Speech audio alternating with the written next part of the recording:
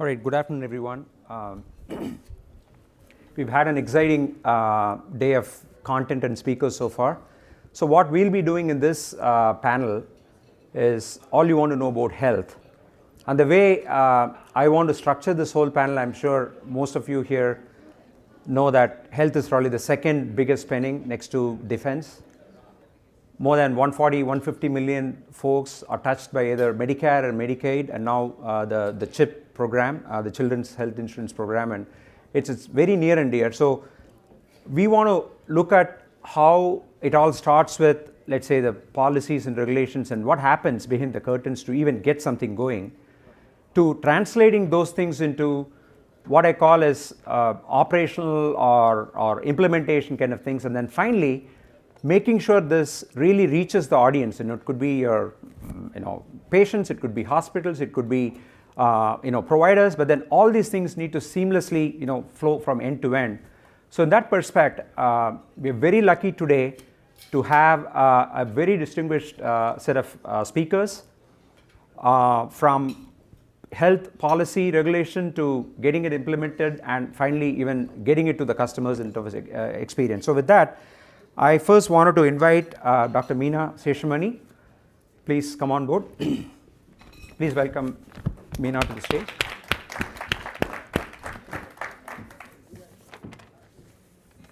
So Dr. Meena Seshamani is the Deputy Administrator and Director of Center of Medicare. Next we have Julie Boughn, who's online, who's the Director of Data Systems and Group at CMS. Hey Julie, hope you're connected. So welcome on board. Thanks for taking time and being remotely available for this one. Third, we have Jeff Grant. Jeff is the Deputy Director of Operations in CCIIO and CMS. I don't want to misspeak the acronym here, but then I'll make sure it stands for the Center for Consumer Information and Insurance Oversight. Thank you, Jeff. Thanks for making it.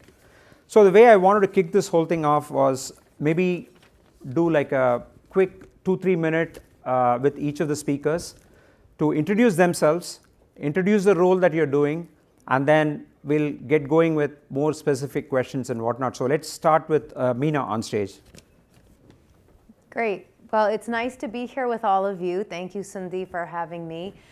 So my name is Meena Seshamani. I'm a physician by training. I'm an ear, nose, and throat surgeon and also a health economist, and I am leading the Center for Medicare.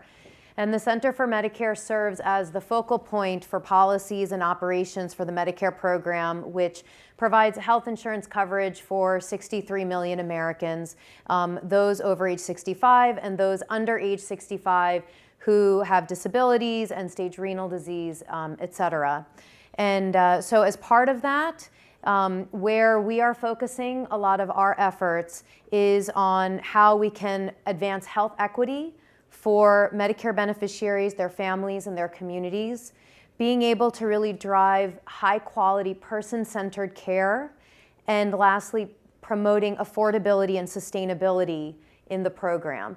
And really, from the lens that I have of being a provider as well, who until recently was seeing patients in clinic, really making sure that everything that we do is keeping the beneficiary at the center. With every decision that's made, with every operation that's put into place, how is that impacting the people that we are serving? And I look forward to the discussion. Thank you, Meena. Why don't we go online to Julie, if you can briefly introduce yourself. Hi there, Sundi. Thank you for inviting me to be part of the panel, and thank you for all of you who are attending today, virtually or in person. I'm happy to be here. My name is Julie Boughn. I am the Director of the Data and Systems Group within the Center for Medicaid and CHIP Services at CMS. CMCS, the Center for Medicaid and CHIP Services, has primary responsibility for overseeing the federal operations of the Medicaid and CHIP programs, and also the basic health program, which is a little bit less well known. And as many of you probably know, Medicaid and CHIP are run by the states, but with federal kind of oversight and regulations going on. So it's very much a partnership with states and territories to run those programs. My particular part of CMCS is the Data and Systems Group, and we do basically exactly that. There's two large portfolios of work that we have within the Data and Systems Group. One is there's a number of federal systems projects that we oversee and manage that support the federal operations of Medicaid and CHIP. So we have some workflow management capabilities. We have financial management capabilities. We have a very large data system, which I'm sure I'll be talking about a little later, so I'm not going to get into that too much right now. And then the second big portfolio of work we have is what we call state systems. In the Medicaid and CHIP programs, the federal government partially finances the Medicaid and CHIP programs. And in the systems arena, that can be as much as 90% the federal government will cover. And so I have a team of people that works individually with states as they go about investing in information technology systems to support Medicaid CHIP programs in the states. And so I think I'll pause there, Sundi. Thank you. Awesome. Jeff, do you want to go next, please? Certainly, and thanks for the opportunity, Cindy. This is excited to be here. We are the third M, as you will hear our administrator talk about the 3 M's of CMS.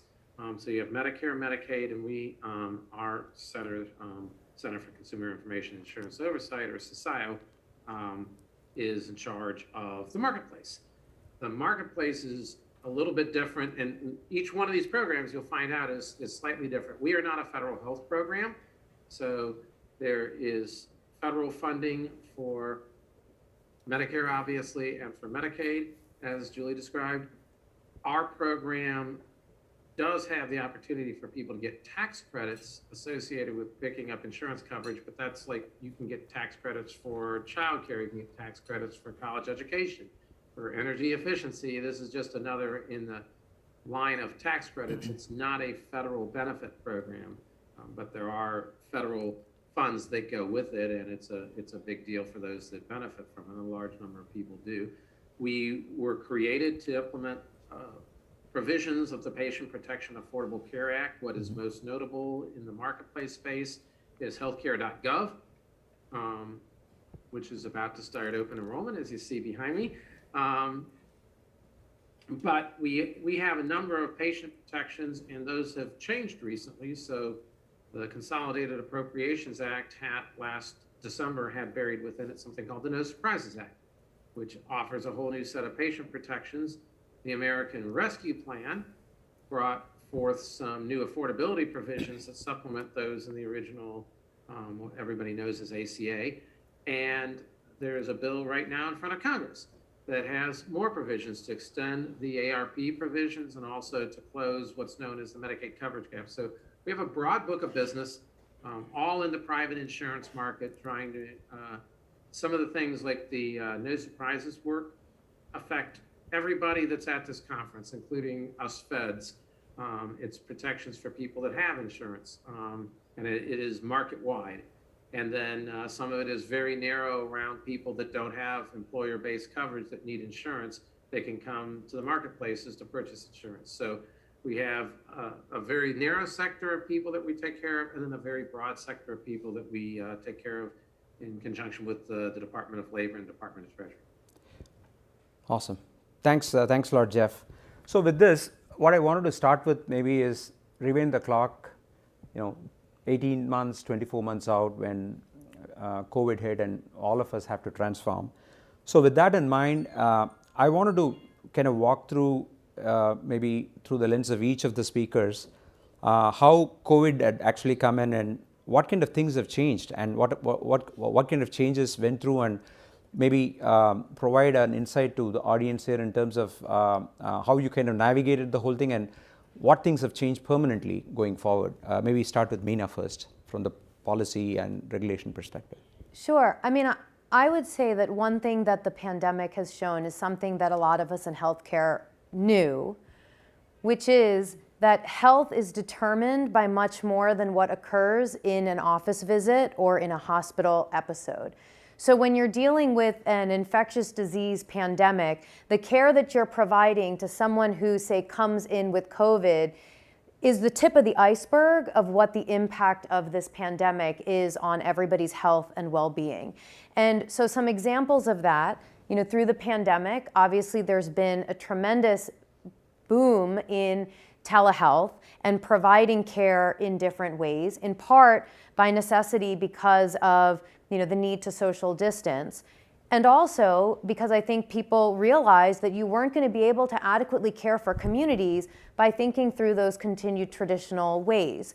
So, so it extends not just from the chassis of telehealth, but to how it's utilized and how care management and community health and thinking about the caring for populations really became front and center. And as part of that, really addressing issues of disparities and health equity, because that's the other side of this that the pandemic, I think, really brought to light, really laid bare, were the tremendous disparities in our country and how that then impacts health. And so moving forward, to be able to think about health in a more holistic way, think about caring for people in a way that can address that more holistic definition of health, and certainly the role that technology can play as we think about moving upstream to address the needs of people, their communities, how they want to be cared for. Technology can play a huge part in that moving forward. Awesome. Julie, you want to go next? Sure thing. I work in my role is a lot more sort of operational and tactical, I think. What we found working in a technology organization was one of the first jobs that we did when the agency went to maximum telework was we figured out ways to help the rest of our center, which wasn't so used to some of the technology tools that now we've all become much more familiar with these days, like Zoom even, to use them, right? And to almost more than use them, embrace them. And make them part of our work. And I think that some of that is really, I think that some of that's permanent change that's not going to go on. But actually, more importantly, when we think about the programs that we run, we started saying to ourselves, I told you about this big data operation that we run. It happens to be called TMSIS, which it doesn't really matter what it stands for, but it's a big data set that we obtain files from state Medicaid programs once a month of basically all their claims and their providers and their beneficiaries. And we'd been sort of kind of, I would say slow with using that data. We wanted to wait till the claims settled down and we wanted to put it together in analytic files and then study it a little bit and then figure out what it was trying to tell us. But a group of us very early in the pandemic said, I wonder what it would tell us if we started looking at it literally like the second it comes in the door of CMS. And it turned out it showed us quite a bit, even as kind of messy and noisy as the data might have still been. We saw one of the things that you heard Meena mention, we saw the explosion in telehealth and Medicaid and CHIP happening, as it was happening. We saw, even more importantly than that, we saw a lot of missing preventative services, especially for kids. And so we were able to issue a national call to action last fall around the need to get kids vaccinated and get them their preventative services. And that was followed up by another data release around mental health and behavioral health services, which Medicaid and CHIP are primary payers of those types of services.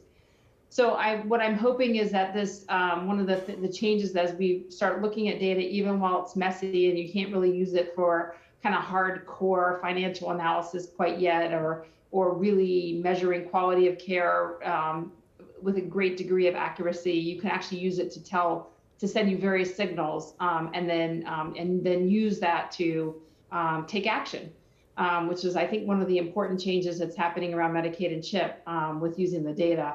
And that in turn has led to even more questions being asked of the data or wanting to have different kinds of analyses, because now people are even more aware that we have this rich data source at the national level and can make use of it in those ways. And I think that this need for data, I've certainly seen it across a lot of aspects of the pandemic. And I think that that's something that I think we kind of as a technology industry are going to have to sort of step up to that plate and figure out how do we help make the data, because it's not that we don't have enough data, we have almost too much data, but how do I use it to tell the story, I think is a trick that we're going to have to help solve.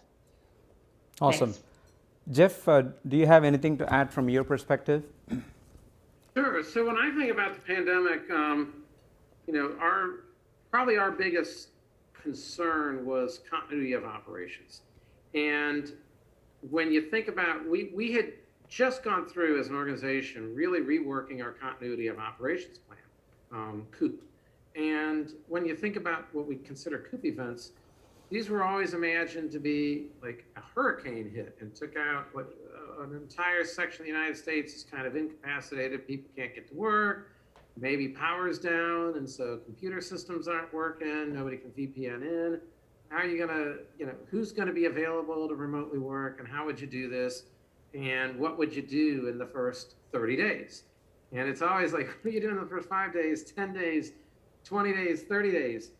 And this was a continuity of operations threat of a very different nature. It was a slow rolling continuity of operations threat, and it was an ongoing continuity of operations threat. So what we started seeing, there weren't, first of all, the need to immediately get all of our people remote. That for us hadn't proved as challenging as for some other centers, because we already were located in 4 different office locations, and we had about 30% of our people full-time telework, and many others working 2 to 3 days telework. So we were very accustomed to remote work, and actually what happened with the pandemic was we got better tools like Zoom that we didn't have. But there were things we didn't telework on. Like, we never teleworked on our program increment planning for IT development. So we would get everybody together in a big conference facility and go through in 3 different rooms, go through and really lay out what we were going to do over a 2-day period to plan out 10 weeks of really intensive work across multiple IT development contractors. And we had to convert to doing that remotely and develop new tools. And we found along the way, actually, some of those tools allowed cross-room collaboration that oddly had not existed when people were in the same facility, but physically sitting in a room. But when you could just hop over in the chat or go in a Slack channel or something and make a comment to another room, that there was actually much more interaction between rooms once we went remote than there had been when people were 10 feet apart, but there was a wall between them.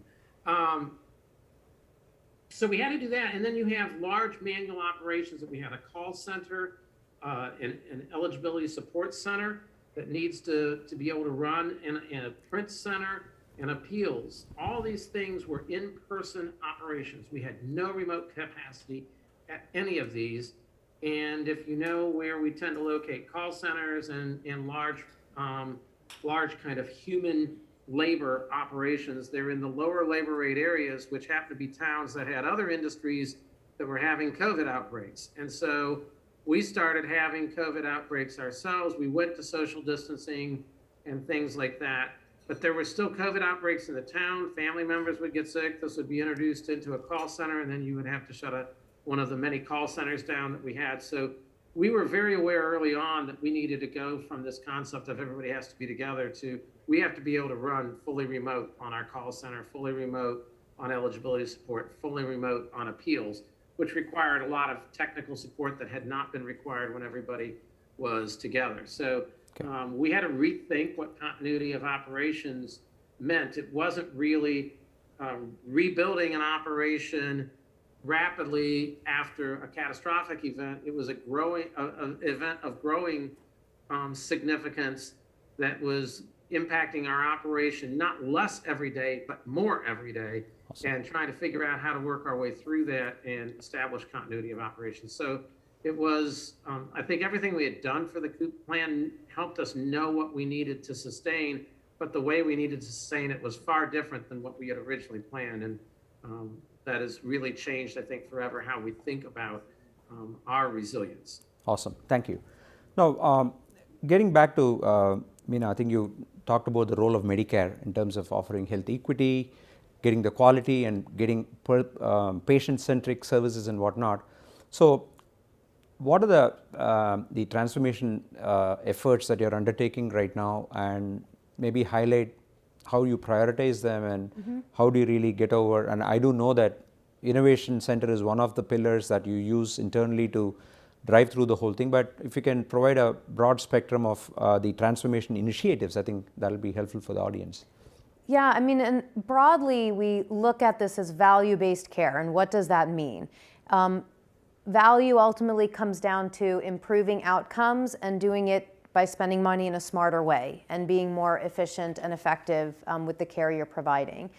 In the Center for Medicare, we have the largest value-based care program, the Medicare Shared Savings Program. So as an example of one of these models, in the Medicare Shared Savings Program, you have groups of providers who come together as an accountable care organization, where this group of providers says, we will care for this group of beneficiaries and to meet quality metrics, and if we meet quality metrics and we save the program money in the process, then we get a share of that savings. So it's called shared savings. Those kinds of models really enable increased coordination and integration of care that a traditional fee-for-service type payment arrangement won't necessarily do, right? If someone is paid when someone comes into their office and a specific service is delivered, that doesn't necessarily, encourage thinking about care outside of that episode, or thinking about that care in partnership with other aspects of the healthcare sector or social services that may be interfacing with that person and affecting that person's health. So by having models such as these, it really tries to enable that forward movement and that innovation in integrating care better. And that's directly relevant to affordability and equity. Because as we know, so much of someone's health is determined outside of what has been the traditional confines of the healthcare system. Thinking about food, housing, transportation issues, other aspects, their family situations, feelings of support. Being able to think more broadly about health directly can impact the disparities and address the disparities that have led to inequities that we have in health, and so can really help us to advance health equity. And similarly, when you think about keeping someone healthy, if providing someone with the basics they need, the preventive care they need to stay healthy, and you can avoid that hospitalization down the road, that's an out-of-pocket cost for the person too, if they have that hospitalization, if they are now sick and they cannot go to work. And so being able to think in that way, I think these innovative models also help to address.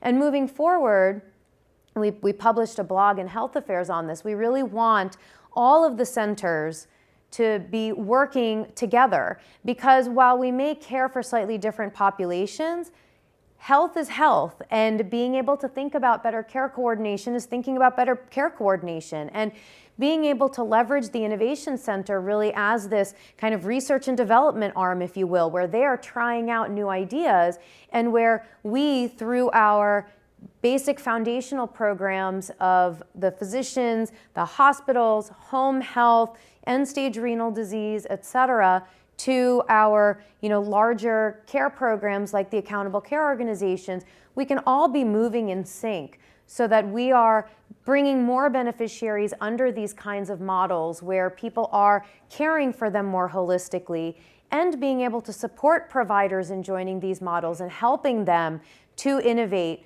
and to transform the way that they're providing care. Okay, awesome. So piggybacking on that same patient-centric or person-centric focus that you're moving to, maybe Julie, if you can touch upon how you are looking at supporting, maybe enhancing customers' experience, because internally, the way you're building out your systems, you have your own internal customers, right, who are going to consume data, come up with something, and then you're also external facing at sometimes when providers or somebody. So how are you playing on things like human-centric design or data-driven decision making? How do you encompass all those things, and would like to understand what goes in your planning and executing of these things, Julie?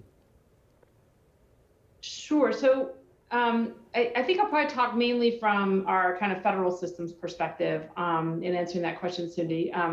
We try to spread some of those practices to the state systems as well, but that's a little bit of a longer pull. But everything that you just heard Meena talk about in terms of the policy priorities, we have to translate that into how do the systems need to adapt, or what do they need to change in order to make those kinds of things happen, right? One of my favorite quotes I ran across earlier in my career was a colleague of mine who worked in a policy component of CMS, called me up one day and said, he said, Julie, you know and I know that there's two things in government. There's policies and there's systems.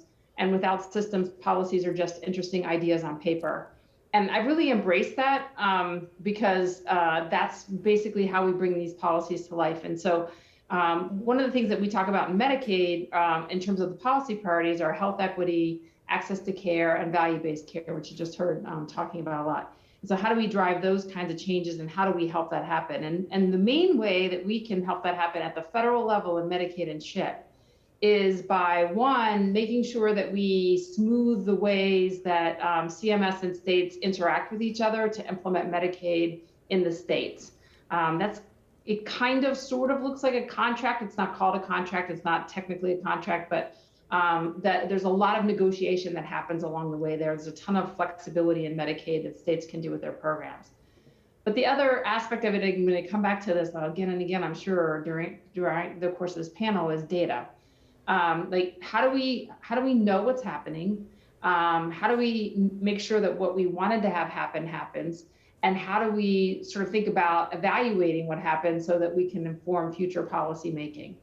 And that's really, I think, where things come into play here. And to get at the real crux of your question, Sundi, we can only do that as technologists through deep understanding and empathy with our users.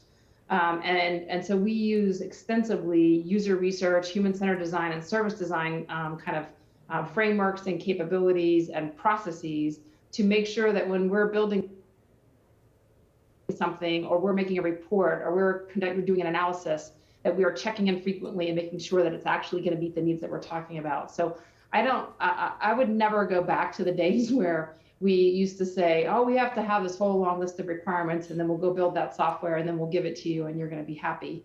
That's just not, it's not as much fun, for one thing. And also just sort of like, I think, stymies creativity and being able to be responsible and flexible like we had to be, as I was in that previous example I told you about, where we just said, let's just see what the data is telling us. And turns out what told us quite a bit of stuff. So human-centered design and service design principles are very much part of what we do and how we make sure that we're meeting the needs of the programs. Awesome. Hey, Jeff, do you want to add in addition to what Julie just mentioned? Sure. Yeah, I think there's been a couple different aspects to our work. So the site that you see, healthcare.gov, is maintained by the Office of Communication, and we interact with them, but they are the ones that take the lead in doing the kind of human consumer research on what works and doesn't work on a website as they try to look at flow on both the application itself and then the shopping experience for health insurance, as well as what we call the learn side, where you learn about health insurance and you can do some preliminary shopping and things like that. So that's our Office of Communication. They have a whole bunch of folks that do that. We don't have a lot of external end users traditionally, though now with the No Surprises Act, we have a whole new category of people that we're dealing with. So we will deal with health insurance companies.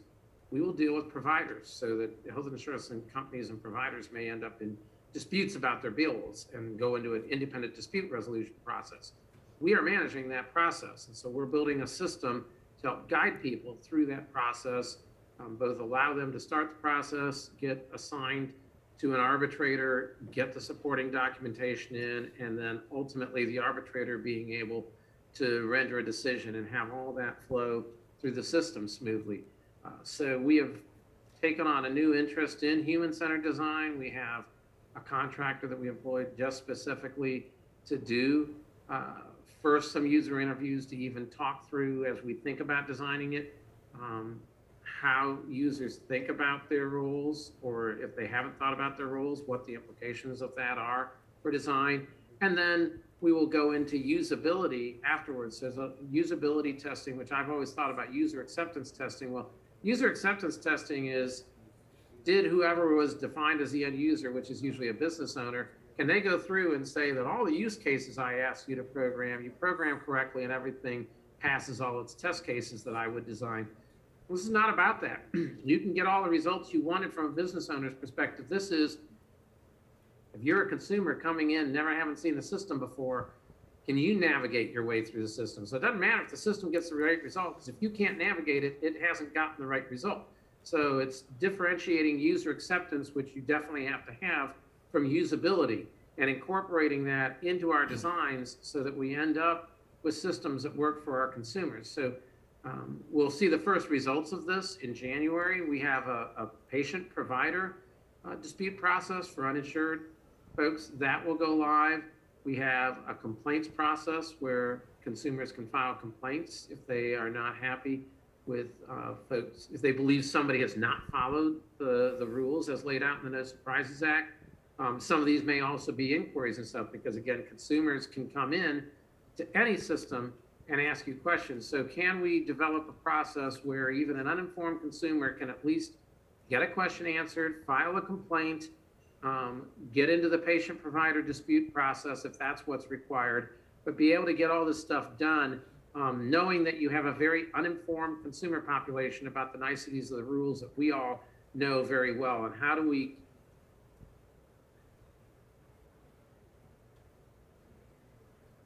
Hey, Jeff, we are having some audio.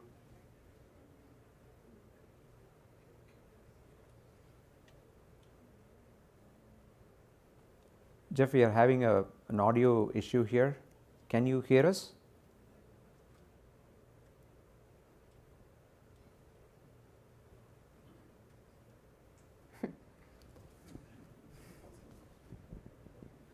Are we good?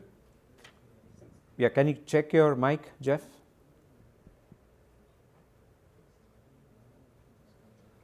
Mic check, Jeff?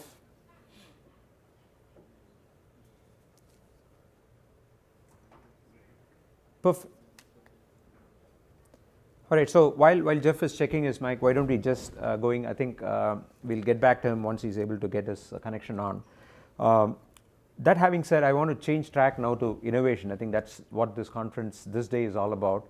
And a lot has been talked in the morning, and we all understand innovation starts with fundamentally questioning status quo. I think that's the fundamental way you look into any of these opportunities. But then it also goes beyond not looking at a technology or something cool that needs to be in, but it needs to be driven by a business case or a problem that you're trying to solve. So in that respect, I know innovation can come in various shape, forms. It could be a process driven, it could be a technology driven, or it could be people driven sometimes, making them culturally think differently. So with that perspective, I wanted to go around, maybe start with Meena and understand if there are one or two use cases you can highlight in terms of how, from your vantage point, you've been driving innovation, you've been seeing innovation within the center, and help the audience understand how they can be part of this journey. Yeah, I mean, I think I would come back to the theme of what I've been talking about moving upstream in care and being able to think about things in a more integrated fashion. There are a lot of silos in healthcare and social services, and particularly where the two intersect, where there are tremendous opportunities for innovation.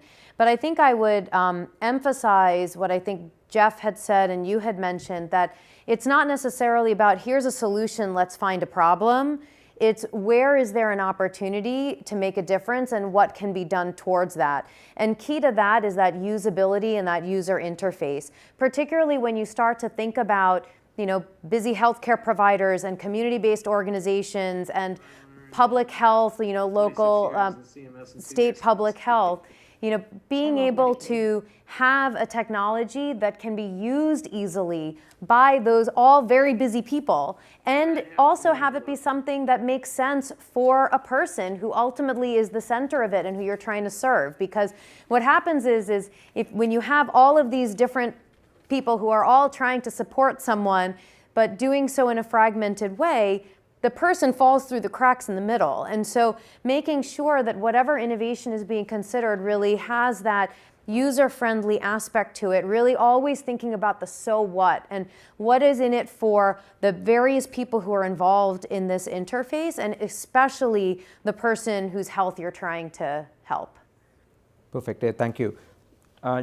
Jeff, can you hear us? Just to do a quick check to see if you're online. So why don't we go with Julie then? So Julie, if you can touch upon a few of those innovation use cases in your department.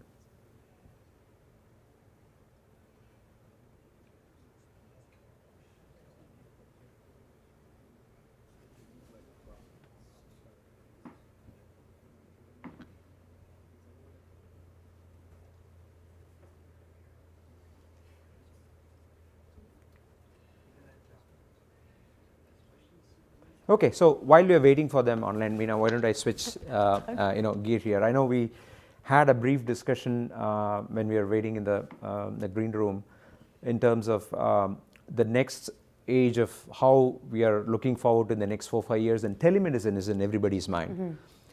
Everybody understands the advantages of how remotely you can attend to people, and especially I've seen a lot of articles around how behavioral health can be addressed using telehealth and whatnot. And there are also downsides. For example, there is still uncertainty in terms of what's covered, what's not covered, who covers it, number one. Then comes the factor of if somebody is dealing with health data remotely, there's some information that's already being shared. And so there are a lot of gray areas in terms of security and those kinds of things. So from a policy perspective, what are the things you're seeing, what are the things you're hearing, and what are the things you're working towards I think this COVID has completely accelerated telemedicine, and we're going to have it, or people are already getting access to it. So if you can comment on from your perspective what's going on, then we'll go back to the other panelists. Yeah, I mean, certainly as we mentioned, through the pandemic there has been an explosion of telehealth. And again, I say telehealth because it really is about health and not necessarily just about those more traditional encounters. And as you mentioned, Sundi, certainly there's been a lot of evidence around behavioral health. And so actually in our proposed physician fee schedule, we extended behavioral health services provided through telehealth avenues because that is an area for, that has demonstrated a lot of promise. And so how can we continue that? In that vein, there is certainly a lot of work to be done to see where are those opportunities. We've had all of this innovation. Where does it make sense to continue it and in what form? And really thinking about things from the lenses of access, which directly ties to equity, quality and safety from that clinical perspective, and thinking about program integrity, and really having those be lenses through which we evaluate innovations like telehealth moving forward. Perfect. That's good to know. And then, are we still having connectivity issues? Oh, okay. So then, why don't we get a flip things here in terms of at least the vantage point of the role that you are in.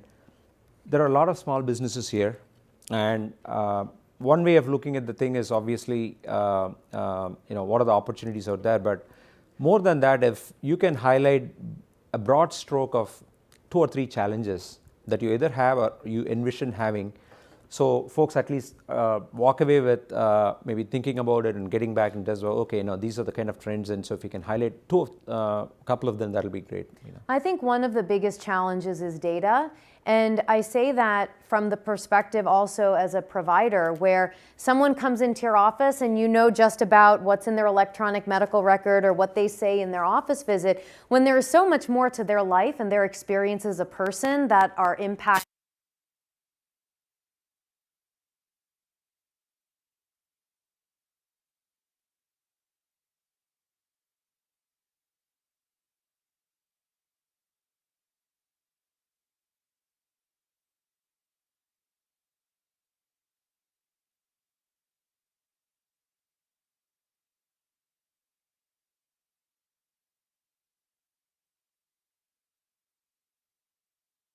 Better view of what is affecting that person, but then also to be able to utilize data so there's a common language and mode of communication for the various people who are involved in caring for that person. So I think that's a huge opportunity. I think another one is thinking about how we engage people more directly, right? I mean, there's been a lot of work in, the Fitbits and the other ways that, people are engaging more and more in their health, and how do we further that shared decision making and those opportunities to engage more directly, but to do it with that lens of equity. Because again, with a lot of these innovations, not everybody has access to broadband. There are cultural issues, language barriers, people not having access to technologies, and I think those are things that also need to be considered when we are thinking about innovation. How are we making sure that these are things that not only do not, worsen existing disparities, but actually help to improve them? Awesome, awesome. Now I think that's good to know. Are we back online?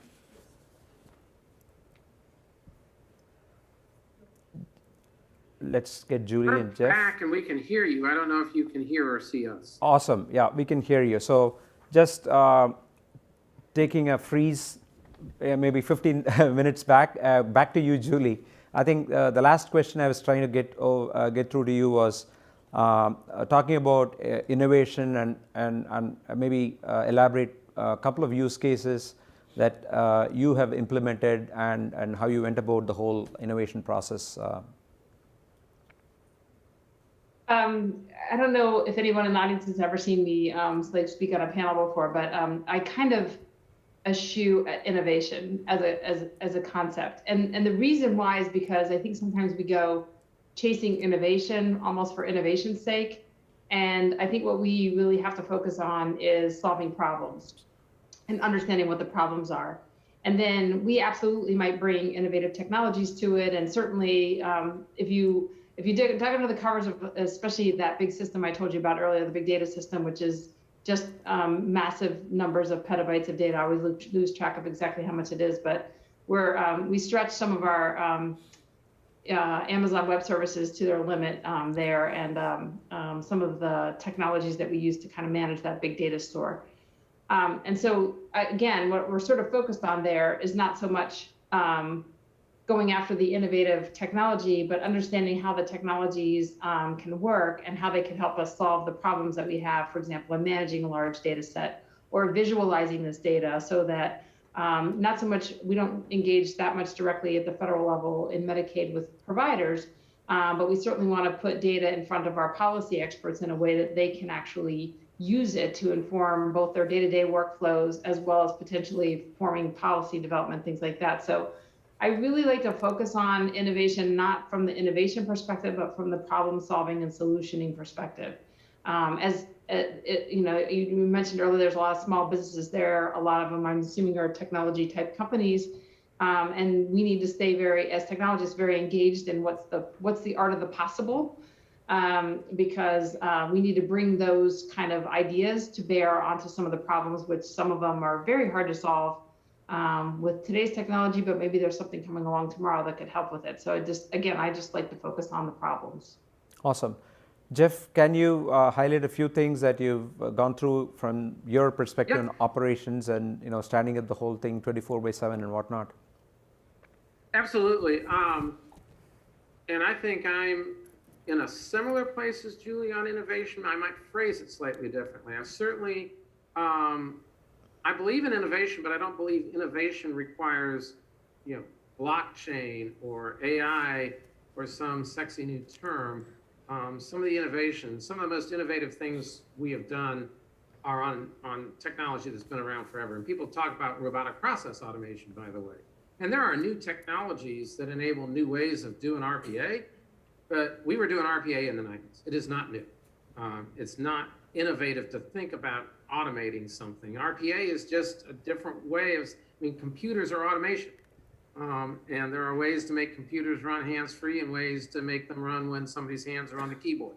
But every computer program you execute is some form of robotic process automation if you're having an independently executable program that doesn't need a human intervening. But that said, there was a couple of things that we did through time that I think were particularly innovative approaches to solving problems. One that probably people that see me talk have heard about was the edge server, which originally came out as an idea of setting up a server. The problem we had to solve was we are not a federal health program, we needed to run programs that required claims data, and yet as not a federal health program, people were uncomfortable with the federal government building up a huge bunch of private citizens' claims data that had never enrolled in a federal health program. So the idea that we would build this big repository made people uncomfortable, and the solution that we made was we were going to do this edge server, which was going to sit on the edge of the boundary, kind of in and out of the firewall, this kind of hazy area. We ended up deciding that wasn't a great idea with sensitive data, and we ended up tucking it completely behind an insurance company's firewall and came up with a way to control the software that would be on it. They would do the initial software deployment, and then from then on, they would connect up to a central console. But before their software could ever process data, it would have to check in and see if there was a software update it needed, and it would then get every remote application before that would ever execute a command would have the most current version of software. So we were getting configuration management across 800 different nodes, but managing to keep the data, this claims data and enrollee data, behind an insurance company's firewall, and then be able to send analytic programs out that would run risk adjustment for us, all remotely on their server, summarize the data so we weren't getting individual level data back, and then us able to run the payment programs we needed to run with the integrity we knew we needed by knowing that being able to check the configuration of every server and make sure that it complied before anything was run. And the technology on those server was MySQL, not super fancy. Enterprise RHEL and MySQL. So, you know, this is not like rocket scientist stuff here, but it was super innovative to come up with the idea that we'd run a payment program without collecting data and figuring out a way to do that, but we didn't need super elaborate technology to pull it off.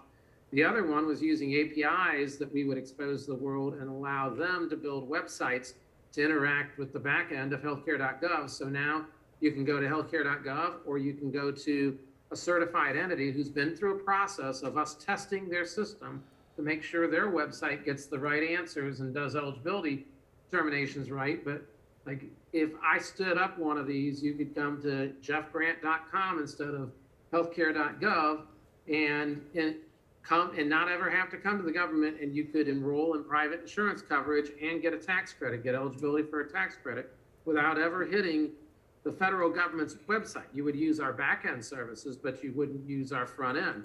And that is driving a huge amount of our enrollment traffic. Again, APIs aren't rocket scientists. We're not the first ones to do this, but I think we're the first eligibility program for a government benefit to think of doing this and come up with the security and privacy protocols that we needed to be sure we were doing this in a way that would not cause our system to get hacked, cause data to be compromised, all those kind of things. So to be able to have the government control on it that we needed, but to be able to allow the private sector to innovate. So again, none of this involved AI or blockchain or any of these other like hot buzzwords, but they are super innovative and have really opened up new avenues for us that have been extremely valuable as a business. Awesome. Thank you. So while you were offline, Julie and Jeff, we were talking about telemedicine broadly, and from a policy perspective, I think Meena highlighted a few things. But I wanted to come back to you both and ask, because one of the elements of telemedicine is remotely accessing data, and at some point the data is in a way going outside the firewall of whatever the hospitals or whatnot. So in the same kind of analogy, I wanted to understand security is one of the prime things that we are trying to address from a policy level, but can you highlight security as it stands and how you think it's going to be evolving based on the systems you're building or end up building and maintaining going forward? Maybe Julie can go first. Well, anybody at CMS who has any kind of responsibility for systems is going to tell you that we take that aspect of our jobs very seriously. But what I will say is what we're trying to do with security is, and this is I risk using a sort of buzz phrase here, but build it in right at the beginning, which is what security people have been saying for decades. I've been involved in this stuff for a long time. And That said, though, it's really become part of our iterative development cycle.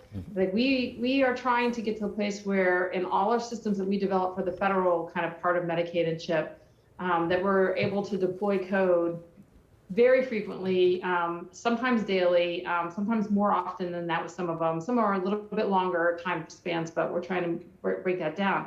But how do you do that and make sure that you're not breaking something, both functionally, which is an important thing, of course, per some points Jeff was making earlier, but also the security of it.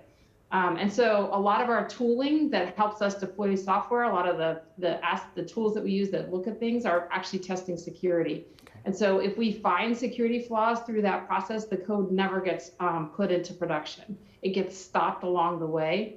And what we think that's going to lead to, and we're working with the Chief Information Security Officer at CMS on this, because he's trying to put in place this, what he calls an ongoing authorization process, where you just, because you have processes implemented in your software development and deployment processes, you actually have better security than when I stop like once every year or 3 years and test things and redocument 90 different documents and all the things that we've done for security in sort of the older times. And so I think that's actually, I would tell you that that's sort of an example of some capabilities that technology gives us more recently that we didn't necessarily have in earlier years, that let us actually make sure that software is as secure as it can be before it actually hits production. And we continue to use architectural kind of constructs like multi-zone architectures and things like that to further protect data at rest. And of course, now we have a mandate around encryption to make sure that the data is encrypted when it's at rest. And so all those things, I think, combine together to encompass what we do for security in the Medicaid and CHIP systems at the federal level. Awesome. Jeff, I want to go next to you. I would like to, when I think about security, and I've talked about this in another venue, I think about how far we have come with our attitude towards security and the demands that are placed on us. So I would characterize security back from when I first came into government as government created this big lockbox that put everything inside, and nobody could access that lockbox. I mean, when I first came in, the internet was DoD technology, and we could do some email on it. Universities had it. So there was no World Wide Web. Nobody was out there surfing the internet. And now that and nobody had smartphones. Now people expect access to data, which presents, and Julie, you were probably at SSA when SSA tried to give access the first time. And this was like this huge collective freak out of, oh my God.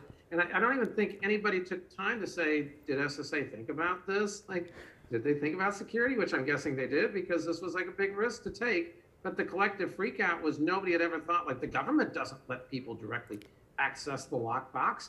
You couldn't possibly do that. But now we submit our tax returns online. I was on a panel with a VA person where VA not only provides, but is required by law to provide veterans with mobile phone access to their medical records. And, so this is super protected data. And how do you come up with a rubric and, to allow, if you have an iPhone and you go in the health app, and I'm assuming the same thing would be true of a Samsung, you will see that there's a place where you can get the medical records. And if you then select, like you want to select which provider you want to go through, VA will be one of them on there. And so if you are actually a veteran and you had a VA medical record and you could prove who you are through this iPhone app, you could have it delivered to you through the iPhone health app. You could access your VA medical record. Sure. That's just mind-blowing to think about compared to where we were when Julie and I first started doing this stuff. It's become an expectation. So security has gone from a zero risk, like we're going to take no risk whatsoever. We're just locking everything down, building this huge firewall, and nobody gets beyond the castle walls, to it's kind of like open house at the castle, but we got to make sure that the guest list is right and that they go to the right rooms and stuff like that. And it's a whole different mindset. It's a risk. It's kind of a risk analysis approach. So Sure. You want to make sure you don't have catastrophic events, but you can't be so risk averse that you don't allow yourself to do business in the way business is conducted in the 21st century. Awesome. So I know I lost track of time here, but I want to take a pause and maybe go to the audience for some questions, and then let's see if we have more time and anybody wants to go first.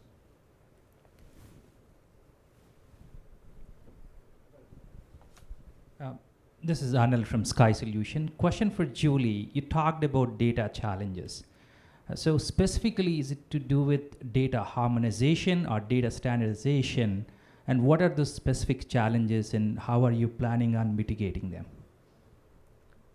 So it's actually all of the above. And then there's even more. So if I just described to you that that data set that we have in Medicaid and CHIP at the federal level called TMSIS. And so imagine, first of all, what that is. It's essentially every month, each state and territory, 2 of the territories now, send us a file, 8 files actually, of their data from their Medicaid systems. And this is, again, there's 4 different claims files, and there's 4 different files kind of entities that are taking part in that Medicaid and CHIP program, including one of beneficiaries and one of providers.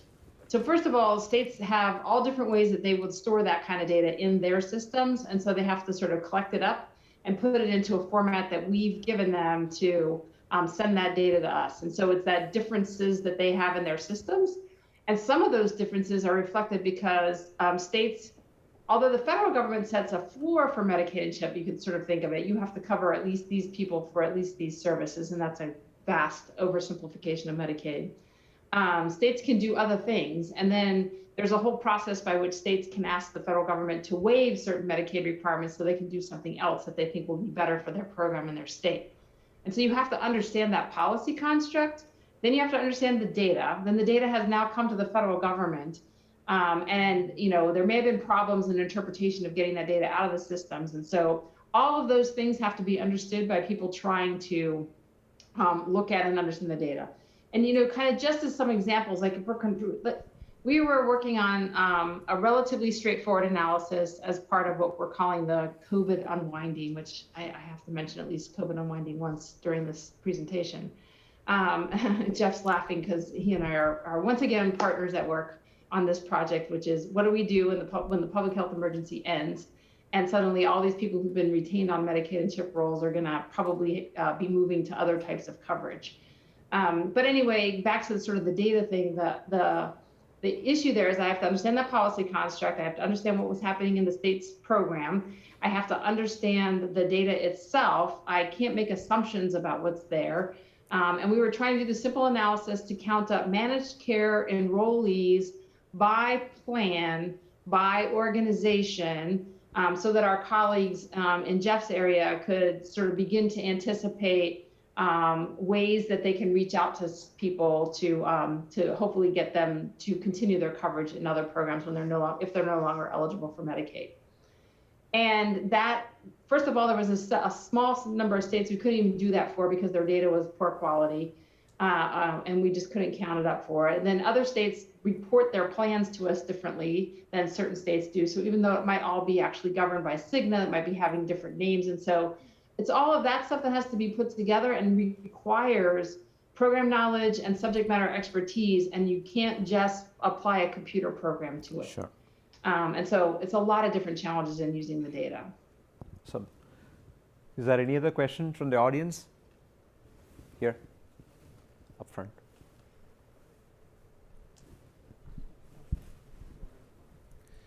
So one thing I loved about today's talk, and it's something that I think almost every speaker in some way, shape, or form addressed, was kind of going to that usability. How do you drive patient equity? How do you increase usability of services to ensure that regardless of the where in the United States you are, or what your status is, or what language you speak, you can access these services.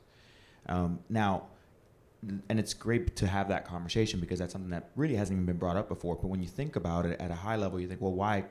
That doesn't sound very hard. And I guarantee you many companies can come to you and say, we leverage human-centered design and UX into everything that we do.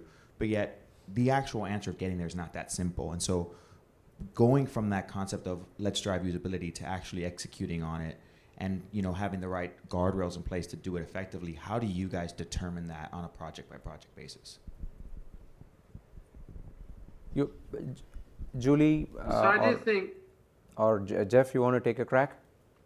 yeah, so I think, I appreciate what you're saying about lots of companies doing this, and I do believe a lot of companies make this part of their core. We do face some unique challenges. So if you're used to doing human-centered design, but you're designing Uber Eats, every one of us has been to restaurants multiple times, like the concept of a restaurant menu and choosing what food you want to eat and stuff like that. Not that complicated. And it's say you're just trying to figure out how to navigate an app. What we deal with are complex government programs and complex concepts, and a population that interacts with those concepts very infrequently. And some have never, ever engaged those concepts. So if you think about the person showing up at the marketplace for insurance coverage, they may have had employer coverage all their life, and they may not have had any choice. It might have just been an annual thing. Their business said, here, this is the health plan we have, and we take, $400 out of your check every month for your health plan or whatever. And they really have never had to engage actively showing up somewhere, filling out an eligibility application, and then be faced with 100 health plan choices because they're in an area that has tremendous competition. We have some places where you have 100 to 200 health plan choices. This exists in Part D too. So you're asking folks that have never maybe had to choose a health plan, and to give like a very concrete example, I believe he was a Nobel Prize winning economist, wrote an op-ed in the New York Times about his experience trying to buy health insurance. Now, if there's anybody that should be able to do the economic calculations around health insurance, you would think it'd be a PhD, Nobel Prize winning economist might be able to figure that out. And he was perplexed and dumbfounded and just like, in the end, there's just too many variables here. I didn't really feel like when I got done, I knew how to make that choice. So when we talk, people, I think the use of the term insurance literacy is a loaded term because people think you're saying they're illiterate people. No, I don't think anybody would accuse a Nobel Prize winning economist of being illiterate, but insurance literacy is a whole different thing. We spend years studying it and keep trying to figure out how it works, those of us that work at CMS, and yet we want millions of consumers to make intelligent choices. So I think some of the challenges we have are trying to take immensely complex concepts and put them available in an accessible manner to a consumer so that they understand what they're dealing with and can make an intelligent choice and get the maximum benefit out of our program. Otherwise, we're falling short.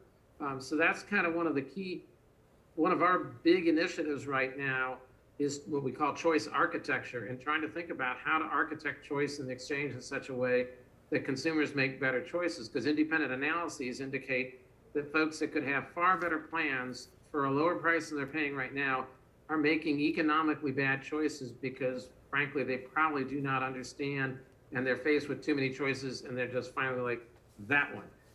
And we want to get out of that.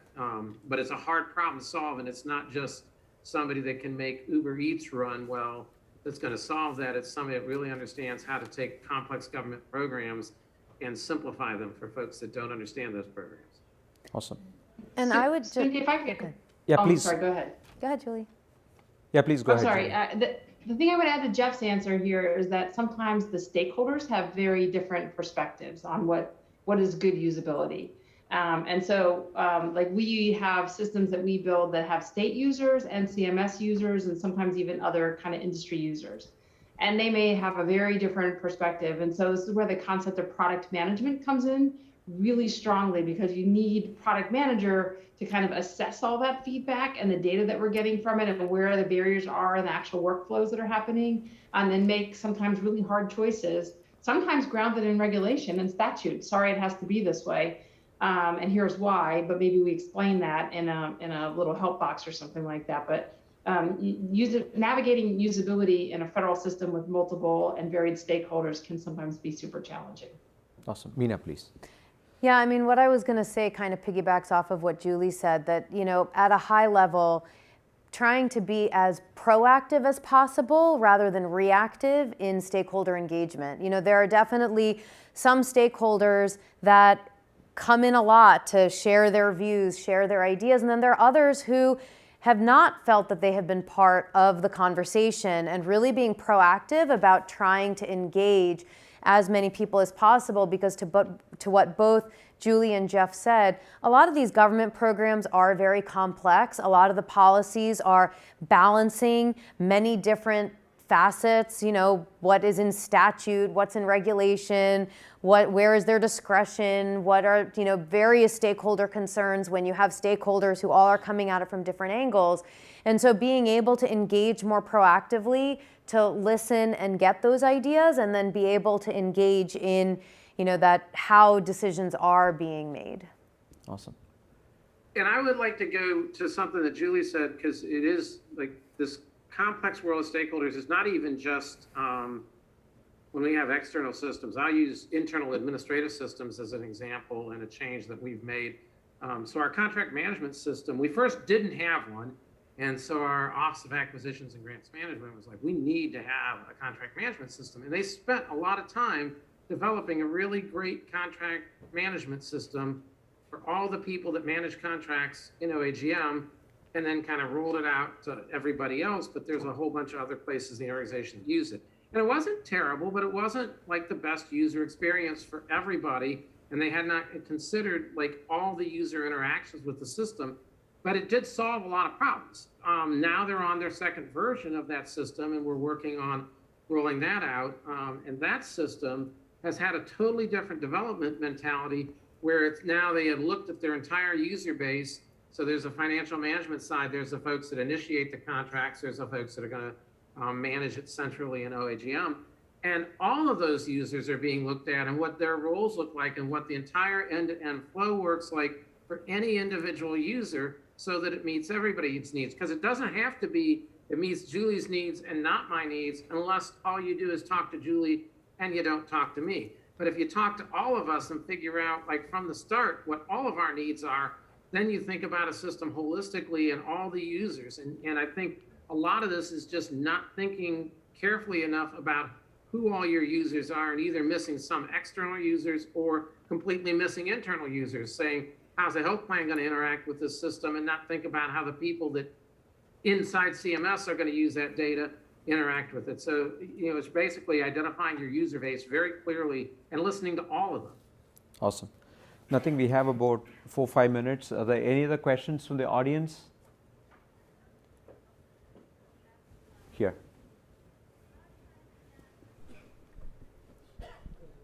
Hi, my name is Sri Nagareddy.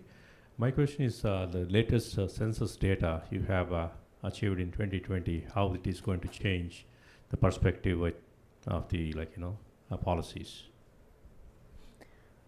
I mean, I can start. I would say at a high level, certainly there has been increased diversity in this country. I think that when we think about our policies, we need to think about various demographics, how different populations are impacted by income, race, ethnicity, geography, rural, urban, but also geographical areas across the country, because a lot of what we want to do, we want everybody to be able to take part in. You know, just to come back to the example around how we want to drive more person-centered care. How can we make sure that people all over the country, no matter where they are in their life, like they can take part in these kinds of models? So, and I think at a high level, those are the things that are driving us.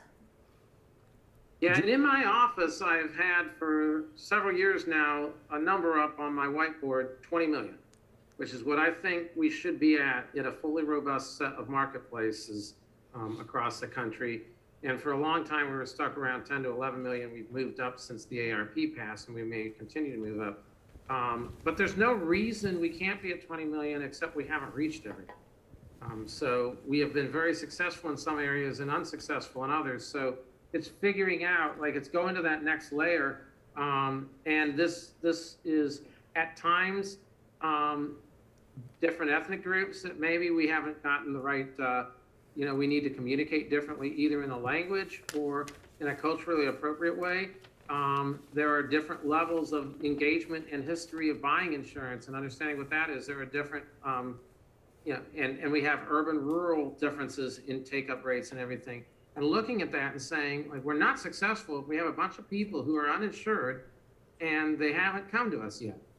We have to figure out how to get them to be aware of this and get themselves covered, especially those that could get free coverage. We've had a report out there for years about 5 million people could get free coverage and have it. Sure. We're not successful until we find those 5 million people and put that coverage in front of them and figure out how to do that. So we're doing that this time around with our outreach programs and stuff. We're getting much more creative and thinking about how to reach the hard to reach audiences and fill in the gaps on the marketplace. Awesome. So just to wrap up, I know we missed this one also when you went offline, Julie and Jeff. Are there areas where you expect small businesses to engage with you, and if so, what are those areas and what do you expect out of them? Real quick, maybe just in a couple of minutes, going with Julie first. Yeah, Sundi, my answer to that question is easy. I think something like at the federal level, the contracting that we do, something like a little over 80% of that goes to small businesses. So we actually rely on everything on small businesses for all that development work that we do and for managing the systems that we manage for the federal Medicaid program. Awesome. Jeff? And I would say the same. We go to small businesses, but I would say we do it through the Spark vehicle. So if you're on the Spark vehicle, figuring out what you're good at, we also, most small businesses partner with other small businesses. We've talked about security, data, all these things. You may not be an expert in all these things, finding the right partners. And if you're not on the Spark vehicle, knowing what your expertise is, finding partners that don't have that expertise so that you can get in on a partnering arrangement where the Spark contractor is the prime and you're the sub, providing valuable supporting services are a perfect way for a small business to get in with us. Awesome. Any closing questions from the audience? Perfect. So I think we are very close to the mark. I wanted to take this opportunity and thank Meena, Julie, and Jeff for an awesome panel we had. Once again, on behalf of TIDC, thank you so much. I appreciate your support and time for TIDC.